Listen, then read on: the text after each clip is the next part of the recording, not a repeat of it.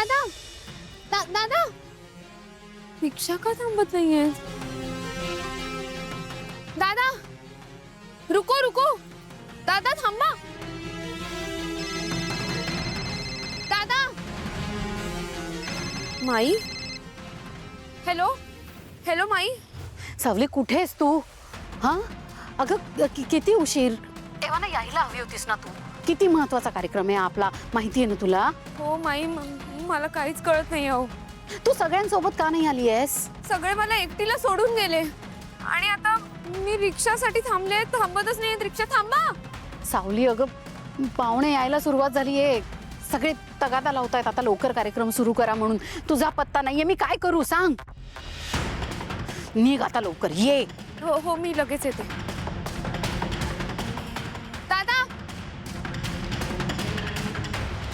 इथे छळते ही पोरगी मला. जीवाला घोर नुसता.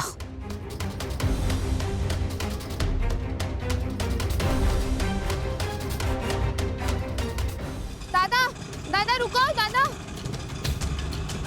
थांबत का नाहीये कोणी? अरे थांबा थांबा थांबा थांबा थांबा थांबा. ए सावळे, काय कुठं भटकतेस तू? हा तिथं भैरवी माईंचा जीव चाललाय. चल लवकर. वहिनी.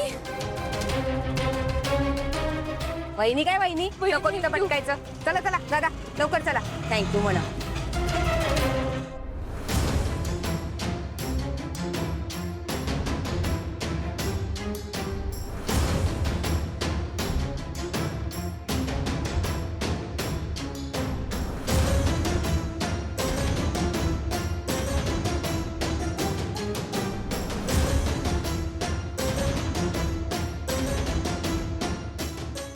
देवा, कुठे राहिली ही सावली? ताराला पण ना कोणत्याच गोष्टीचं गांभीर्य राहिलेलं नाहीये. इतक्या महत्वाच्या कार्यक्रमाला सावलीला सोबत न घेता कशी येऊ शकते ही? आणि या सावलीला तर मी आता सोडणार नाही.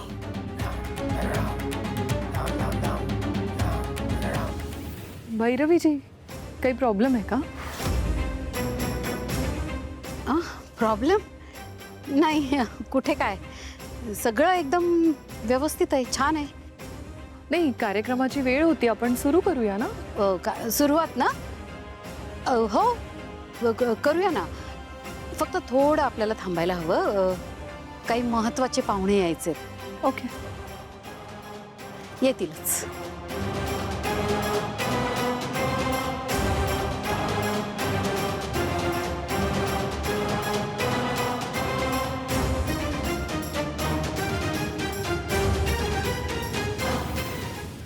मला चांगलंच माहिती आहे तुम्ही कुणाची वाट बघताय ते.